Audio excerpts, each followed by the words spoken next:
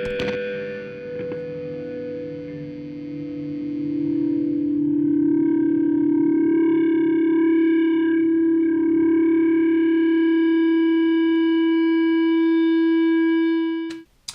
ladies and gentlemen, welcome to Criminally Underrated Music Podcast. I'm lucky as fuck to be here with FK Alexander. How's it going, you alright? Hi, yes, I'm well, thank you for having me. I like you just looking at the camera while you say that. So we're in a very, very swanky hotel room, so like, so the Brighton Fringe are looking after you then, yeah? Yes, they are. Brighton Festival, actually. Oh yeah, One yeah. up. Oh shit, Yeah. sorry. Like, fucking yeah. Well, I'll edit that out later. You've just finished your show for the whole weekend. How's it been? How does it feel? It's been really intense. Singing one song, Somewhere Over the Rainbow, for 12 hours over 3 days. And yeah, it's been amazing. Brighton people are really, really kind, and they've been really responsive to the work, and it's an interesting show because it's a lot of noise music, but it's performance art, and yeah, it's nice when people are kind of surprised but kind of go with it as well. Yeah. But we always have a couple of arguments about what our idea of volume is and what arts venues idea of volume is. And those are two different volumes. You'll not be able to hear the vocals if you have it that loud. Well, do you know, that's yeah, so we eventually worked it out so that it was at the correct volume, but right, okay. That's our favourite thing. What Warren with sound guys? Yes. Yeah. Yes. But I came along on Friday night, obviously, and that was just mind blowing. So Thank you. Really, really great. And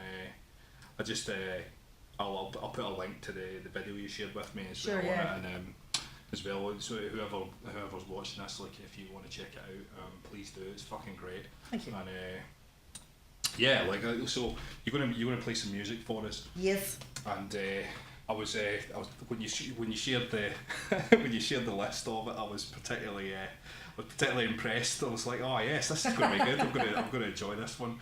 So so we're starting off with some DeSalvo. Yes, your friends and mine. Yes, yeah. The band that's very, very much loved and missed. Yeah, totally. When I first moved to Glasgow, that was like one of the first bands that someone said, you have to listen to this band. And what's been really exciting for me is that Phil and I have done some work together in the last couple of years. So I felt like in some of my other work I'm a bit more, in other performance work I'm a bit more confrontational, and I feel like Phil really taught me about getting in with people whether they like it or not. And yeah, like performance, do you know what I mean? Like, he was a performance artist, Yeah. fronting a metal band. Yeah. Do you know what I mean? And it was always really exciting to see them play and see how people freaked out. Yeah. Because they just didn't know what to do with him. But he's like the nicest man in rock, right? So yeah, it's been really, really cool that we've kind of joined forces, and it felt like when we started doing some collaboration stuff, it was like, of course we should be doing these things. But when I first moved to Glasgow, do you know what I mean? It took me ages to like be able to speak to Phil. I was like, oh, you're so cool. But he's just a big teddy bear, isn't he? Yeah, he really is. Teddy pig. Like I've like one of my favourite memories of DeSalvo is at their album launch show of them standing in mono, humping the back of some guy's head. Like that was yeah. Like, yeah, classic. I was well and truly sold. I mean, not that I wasn't before, but like. I know, it's those moments that really stand out. Yeah, I don't think there was ever really a band like them actually. And you know, when you asked me to like pick some songs, because I wanted to pick people that some people that I know, and then a couple of like more like kind of all time influences kind of thing. Sure. because it's easy to. Do you know what I mean? Like, probably my actual favourite band is Marilyn Manson, but that's not a conversation to have. Do you know what I mean? And nobody thinks that is cool. But as a performance artist, I steal a lot of stuff from Marilyn Manson, and nobody knows. Because nobody's looking at him because nobody thinks he's cool. But the first band that I thought of immediately was DeSalvo. Nice. And in particular, this track Get Black, which when I still listen to it on my Walkman going down the street, like it just does something when you're walking down the street. It's like, yeah, it's got a power. Let's do it.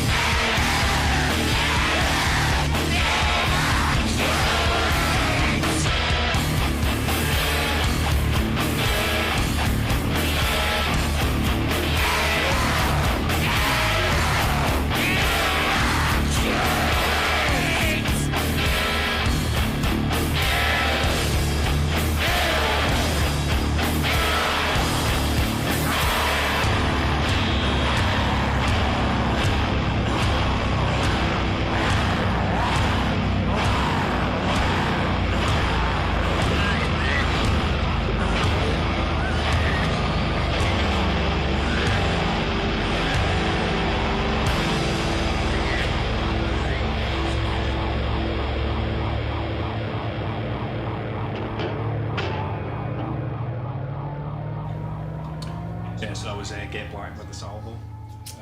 Yeah, that song is a fucking, it's like a bomb. Totally. The whole it's hard to pick. That is always the track that I pick off that record. Yeah. But the whole record is like one. You know. Yeah. You know, it's just a shame that there's not another one.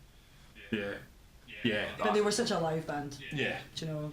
That's true. Like, I just remembered something actually. Like, I remember that being on the Nice and Sleazy's jukebox, that record. Yeah, it was totally. And and it's mastered really, really loud as well. And I always remember, like, I would always put the Salvo one in there. There's two bands I would always put on in Sleazy's, and that was Aerogram and the Salvo. Yeah. And like every single time I put the Salvo on, someone would have to rush behind the bar to turn the jukebox down. I was like, yes, get on me. Yeah. Oh, do you know that's funny as well? I didn't put an Aerogram song, and I really, really love. Oh yeah, I really love that yeah, band. yeah. I've now played them twice, I think, on this podcast. Okay, good. So they're represented. Yeah, I'll probably play them again as well. You know what I mean? And I'll Yeah. keep fucking playing them until people start buying records. Do you know it's again they are like, I don't know how they just missed some kind of zeitgeist thing. Yeah. Even though your man Charlie from Busted was like playing Yeah. shows in their t-shirts and stuff, but And fucking John Peel loved them as well. yeah, do you know it's Like, like, it's just, how can you? Yeah, I don't know. They were like, oops, yeah. Sorry. Bloody autoplay. So yeah. Next track, Swans. yes, Swans for me are like I think they're an interesting band to kind of talk about, I suppose, because I think they're completely redundant now. Yeah. They just played in Glasgow last week, didn't go. Partly because they played like 6 months before that, and Yeah. I mean I have seen them in the last few years, and saw them at Primavera, and it was huge, really, really Yeah. colossal. But I got into Swans. My friend Joe like kept going on about this band Swans, and I was like, oh, I'm not getting it. And one night he like put me in a room, turned the lights off, put headphones on me, and left. And he played Swans, and then when he came back in the room, I was like, oh, I get it. So they are a band that you kind of need to like work maybe a little bit to understand, but at the same Yeah. time, the track that I've picked, which is Time Is Money, is really from the era like when they reformed. I mean, I've listened to the record since they've reformed. They just don't do anything for me at all. They're not. You can't keep playing. You're not the way that you are when you're in your 20s and Yeah. furious, and you're doing something new. You can't maintain that until Yeah. it's different. Yeah. You become a different person. When I saw Swans, I saw them once, and I felt like I wouldn't really need to go and see them again. Right. I kind of, it was good. Saw them here in Brighton, and it was good and stuff. But I don't know. I'm kind of like you. I prefer the early, really fucking angry stuff. You know It's what I mean? just Like, there's no other band that sound, they sound metallic. Yeah. And the repetition of it, is one of the things that really, that I really, really enjoy most about them, because it's relentless. Yeah. And it's relentless without going like labouring that point. It's Yeah. just, and they start. The beginning of this track is like, Yeah. and it stays there. Yeah. And all those early records, and of course, by the time it got to Great Annihilator and stuff like that, it was different, but it had the integrity of it was still there. And Yeah. it had, it become, and people always slag off This Burning World, and it's total goth, but I still think it's nice. And I think his solo stuff over the last 10 years has been really beautiful, because he's got this like, there's nobody sounds like him. Yeah, that's true. Yeah, that's true. But, and it's, and depending on what avenue of noise music history you want to go down, a lot of people might argue that they were one of the first people to really make like industrial noise in that way, and Certainly one of the first in America, I Yeah. thought. yeah. And it's funny that they were kind of pegged and put around at the same time as Sonic Youth, who Yeah. I don't like. You're I don't give a fuck about Sonic Youth. Yeah, you don't. Don't care. I just don't care about Sonic Youth. Like, I've tried. Everyone's saying, I just don't. They don't do anything for me. And I don't even think of Swans as like a rock group. Do you know what I mean? I just think they were Yeah. like, mountain. yeah, sound. yeah, no, yeah. I totally agree. I think I'm not the biggest Sonic Youth fan either. Actually, to be honest, I don't mind a few of their songs, but they're not someone I would go, oh yeah, man, I need to listen to this 6-minute song of completely robotic drumming. You know what I mean? That's just like, it's just it kind of grates on me after a while. It just doesn't. I think people like to think about Sonic Youth more than they like to probably admit that they actually like that music. They got that T-shirt out of the top right? shop. But, someone like Swans just kind of, I listened to it physically, and that was what some other kind of tracks that I've chosen here are like. I understood them physically before I even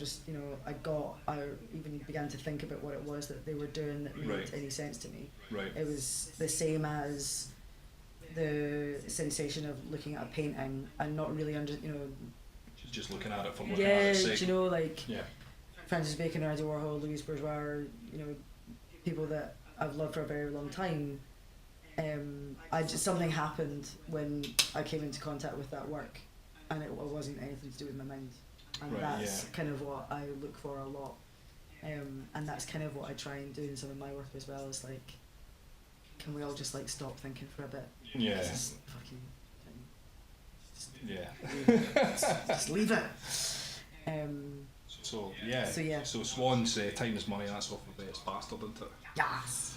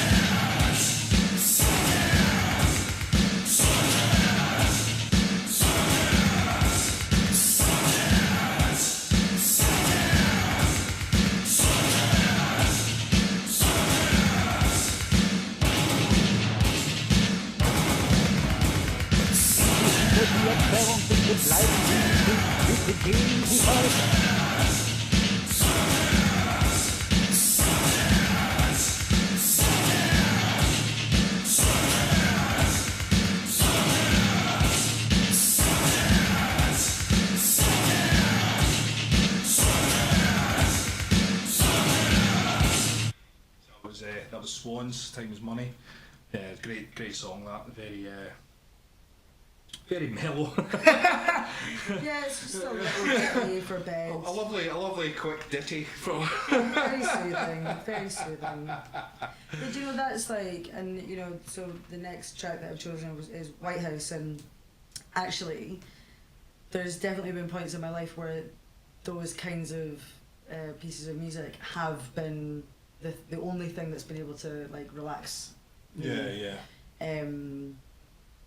Like, and that's kind of what noise does for me a lot, is like it overrides anxiety and depression and, you know, psychosis and whatever mental health episode you're having at that time.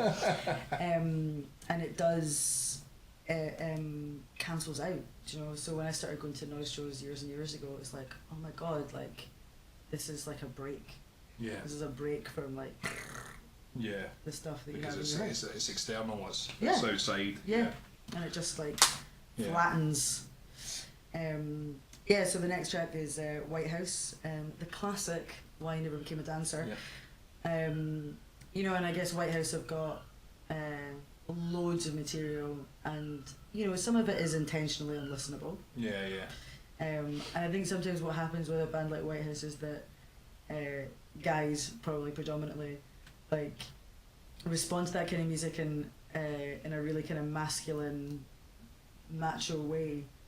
And being around noise gigs for a long time, it's like I've seen a lot of bands or guys just trying to like outdo each other with volume or with like frequencies and stuff, and it's like that's not it. That's not it. But the stuff of White House that I really love most is essentially, you know, it's like a weird dance music almost. And this track is, I just think, is really, again, really satisfying. It's really complete. The vocals in it are much more direct than some of the previous work. Without losing any of its intention or its power. And William Bennett, particularly in his work after White House with Cut Hands, and that kind of like African fucking jazz weirdo noise stuff that he was doing. I've not heard that. I've not heard any of that. It's amazing. Really amazing. Yeah. I think he went on some African quest. Nice. Came back changed. But yeah, this was almost like their pop song. Right. Yeah. This is like, and you know, it's probably one of their more well-known tracks, even though I don't think it will ever be politically acceptable to like White House. I don't think so either. I don't think so either. And that's why I like him. That's why I like him. Let's do it.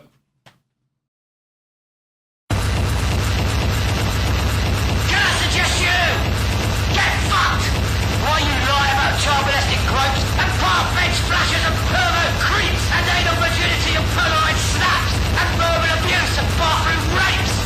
I don't know how well you can. Remember your own pointless mule-sniffing adolescence? That fumbling floppy sex in between bags? Those pathetic fist bites? All those pathetic petty thefts? And this and that, this and that, this and that, this and that, and every other fucking adolescent cliche cringe?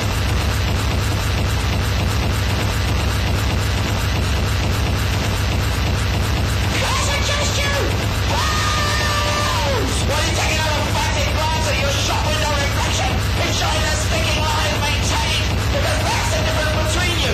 Yes, that's the difference between you. Yes, that's the difference between you. You little living scumbag, beer drinking rats, raise your nostrils for a close-up smell from fingertip nicotine and anal.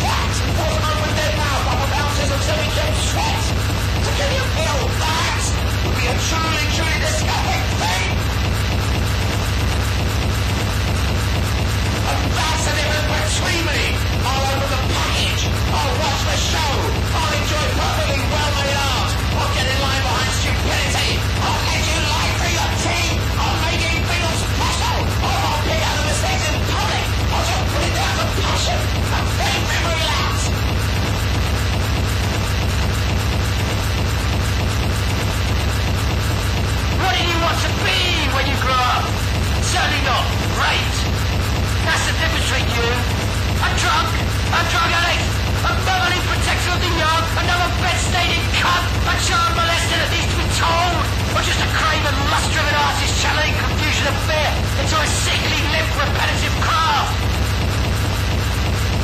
Yes, that's the difference between you. You're that latent surprise. You say you lost sex. You're not being hated for the act, the filthy and the abuse and the desperate underage details, the fatter the payback. So rather than just listen, be altered by what's been said. That's the difference between me. I'll show you emotional truth. I'll show you the fucking source. I'll show you another fucking liar. And this is for the you. I'll show you there's something that makes you feel different, feel special.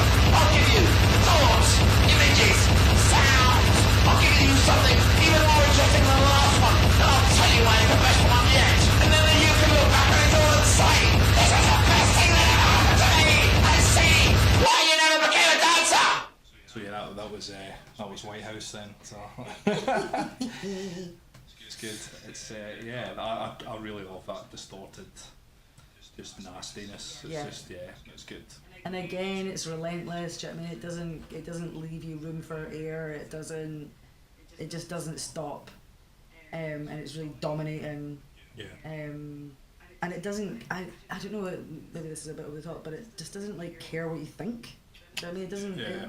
You know, bands like that are going to do what they're compelled to do, and it just won't matter to them. Yeah. Well, you know, and I think that's a lot of. For me, what a lot of what artists that I connect to do is, and that's, you know, a lot of times with performances that I do is like, I am going to do this. You can be in the room also. Yeah. But I will be doing this. Yeah. Because I have to. Yeah. So if that's something you want to get involved in, then Yeah. Feel free. the door is open. Yeah. But also, if you don't care, then neither do I. You know? Yeah. And that's, you know, because if you're doing, what's the other reason for doing it? Do you know what I mean? If you be famous, be rich, whatever. Yeah. Go be Miley Cyrus. That's fine. And I quite like Miley Cyrus. Check that out. No shade. Okay, so from Miley Cyrus to Kylie Minoise. Yes. I'm sure he'll be pleased with that comparison. Oh yeah, yeah. So the next two tracks are one is from Kylie Minoise and one is from Grimalkin 555, who also are Okashima Island Tourist Association, who play with me in the show that we've just been doing in Brighton. Yeah. So we've kind of collaborated on stuff over the past 5 years. We've been doing Right. stuff. The show that we've been doing here is the thing that we've done most often. Right. And again, like Sarah and Lee were two people in Glasgow that when I first started seeing their shows, I was like, yeah, right, yeah. I couldn't really deal with them for quite a while. The secret to them is actually they're the nicest people in rock. It's just, you know, and I think that's part of it as well, is like if you make art like this, then you can just like get on with your life a bit easier, I think. Do you know, it's like you've got this place to put a lot of complicated like thoughts or urges, maybe even violent urges. Do you know, it's like if you've got somewhere to put that stuff, then you can walk down the street pretty zen. Do you know what I mean? Yeah, yeah. Lee and Sarah are like really relaxing people to be around, and when, you know, if you're going to tour a lot doing a show that's pretty grueling to do, then you need to be with people that like you want to travel with and you want to like do that with, you know, that are gonna be calm and and feel like a little weird team. So so with Lee and Sarah and Nick, who amplifies that work, we just feel like a kind of a little gang, and that's nice. Well, I do. I don't know. How do I? I'm not hate this. Do you know what I mean? They could be sitting next door and there's a tail being like, when can we go home? I'm sure they don't. They I'm keep sure saying they don't. yes. They keep saying yes. Keep coming back for more. Kylie Minoise has got like about 100 records, and it is quite difficult to pick. And again, similarly, in a funny way to Whitehouse, loads and loads of that work, which is like, you know, does veer into unlistenable. Yeah. And the last record that he just put out, Kill Ugly Pop Now, it's like almost like a dance record. Yeah. Again, and this particular track I've used a few times in some of my more like action-based performances where I'm like doing something pretty fast for 10-20 minutes, and I've used this track Electric Death Squad quite a lot, and again it's just really satisfying and makes me very, very happy.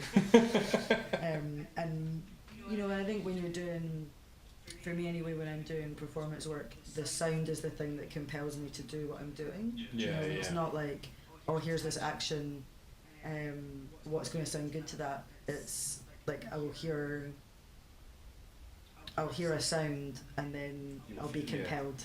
It's almost like collaboration that way, isn't it? Yeah. That's how. Yeah. Absolutely. So it informs what I need to do. Sure. You know, I guess like how people, you know, you get up in a club when your song comes on. Yeah, It's yeah. like, oh, I'm not thinking, I'm just like Yeah, physically doing. reacting. Yeah. So this is like that. Excellent. For me. So let's play it.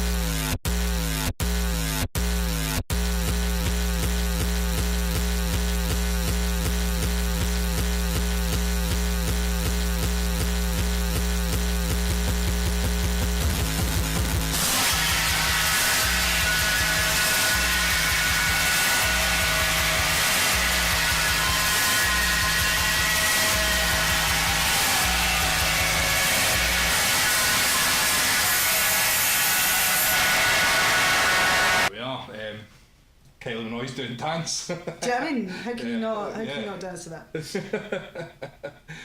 Love Really it. satisfying. Yeah, that was fucking wicked good. I've not heard Kylie Minoise stuff in probably a good long time, so it's good to hear them. It's good to hear it again. You know, just I've seen them live a couple of times, the lights off and like torches shining and stuff, and like really good.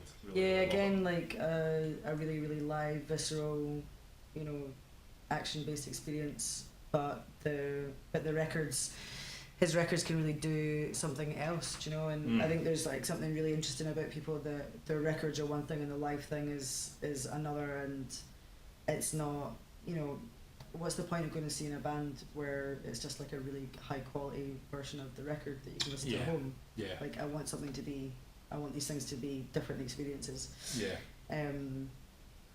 You know, that's other people want other things, and that's fine. I think that's a really valid point though. Like I think I'm the same, and a lot of people I know are the same as well. It's kind of cool when bands, even if it's just they kind of slightly deviate from what you're used to listening to on the CD, is like, you know, especially if you've listened to it like loads of times and then they do something different. It's like, whoa, this is really it's really cool. Yeah, you know? do you know, otherwise what's the point of stepping outside your house if it's not to have like a physical experience with the work? Yeah. So we're going to do the other one. Similarly, similar vibe. So this track is Grimalkin 555, and this track is The Gift That Keeps On Giving, and that is Sarah from Okashima. And I was really aware when I made this list, which was really like, oh, definitely da da da da.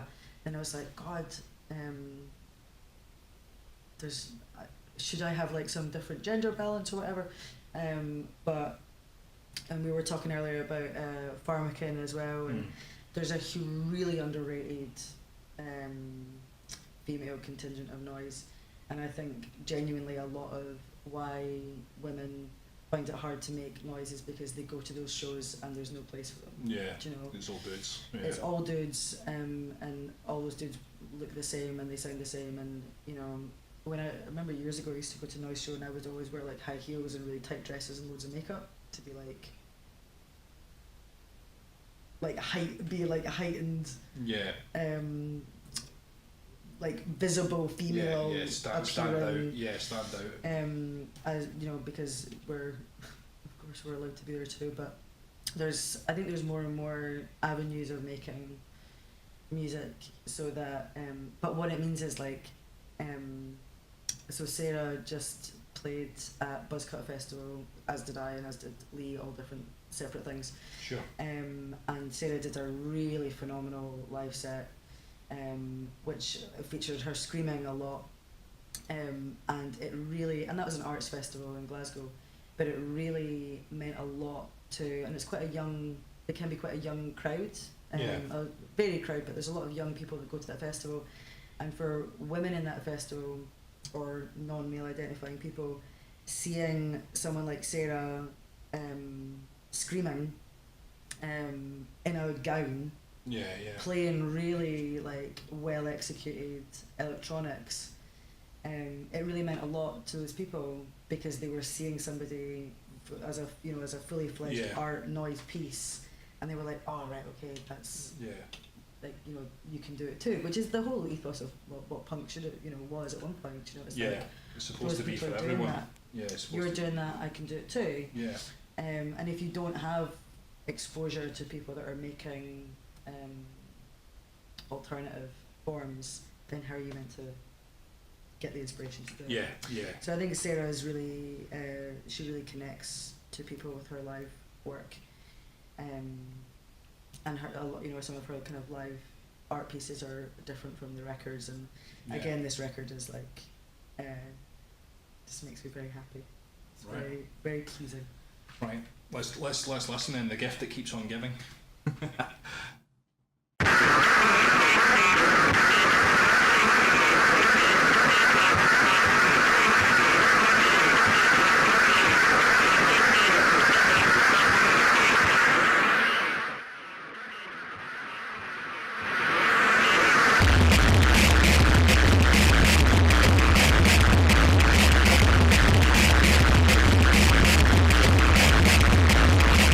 I guess the secret was to play time to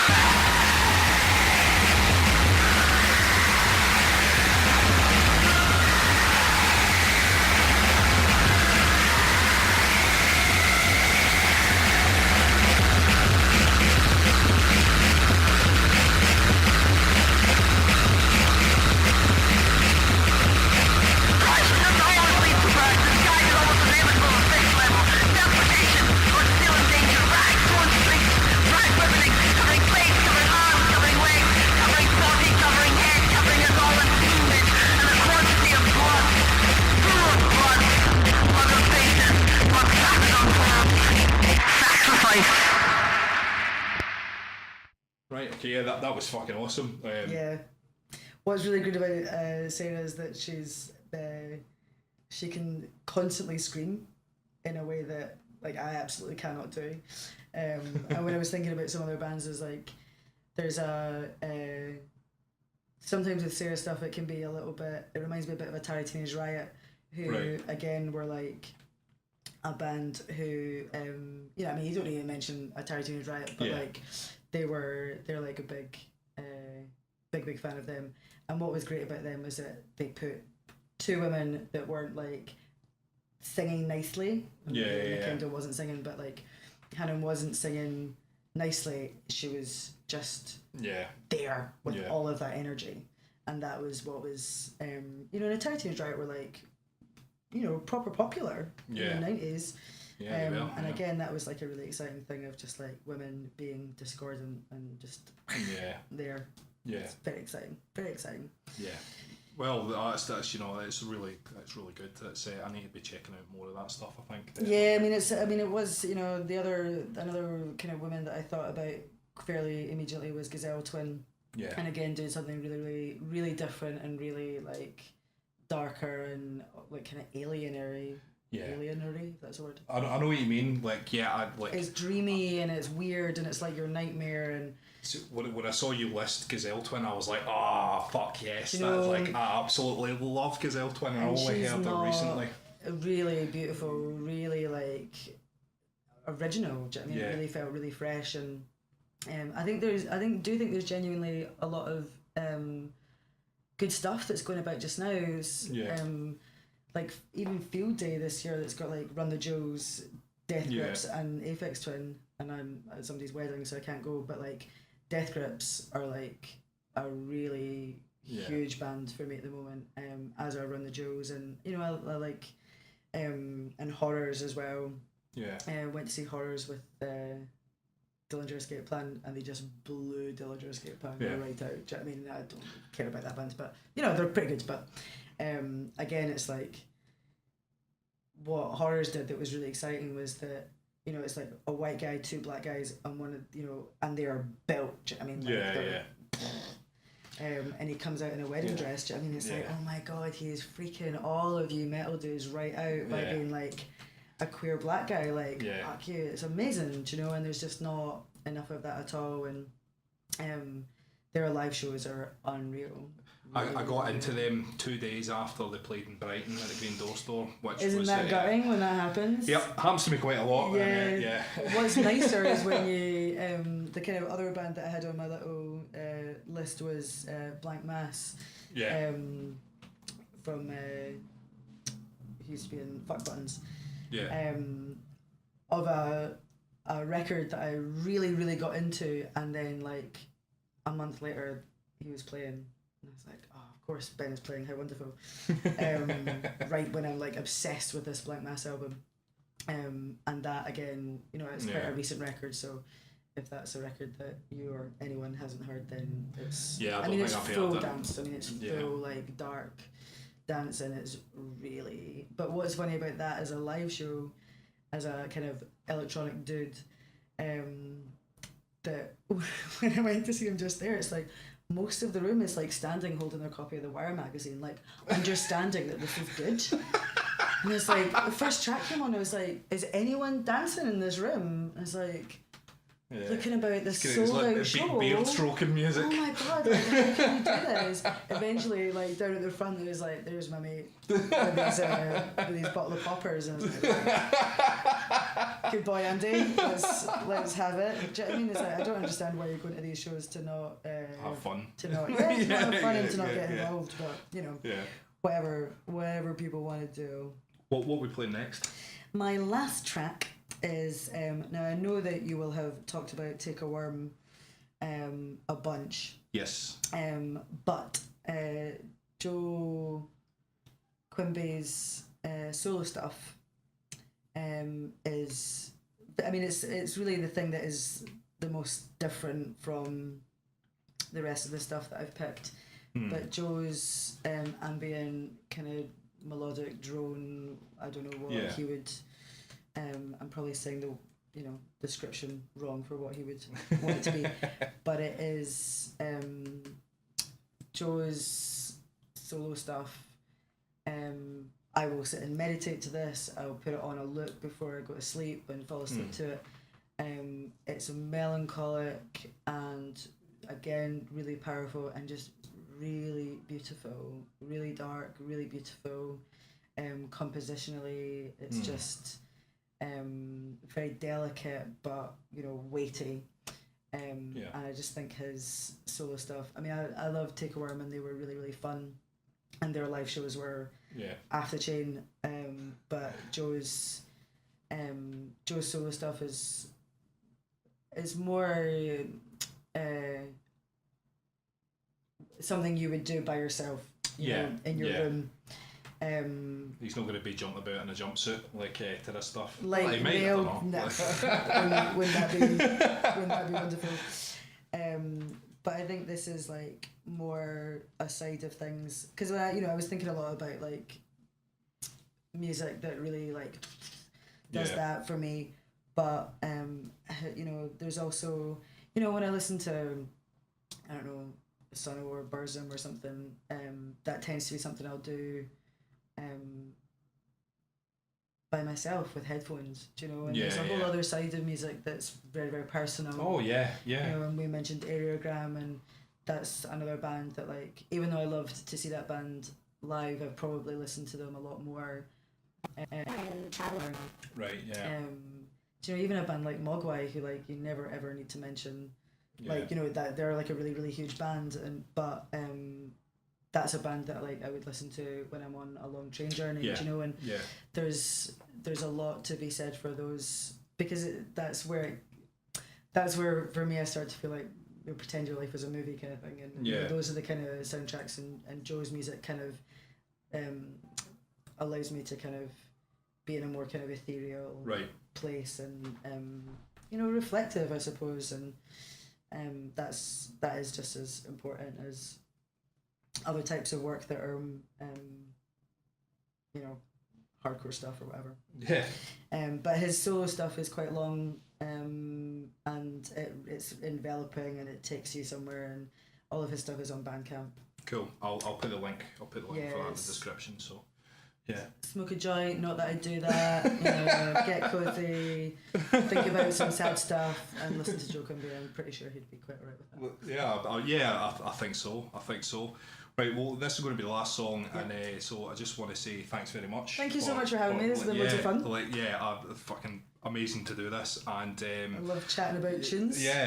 Sorry to everyone who's subscribed to the channel. I've been a bit quiet of recent, but there's going to be more podcasts to come. If you do like this, please like, share, and subscribe. It really helps the channel out. And thanks for watching. Cheers, guys.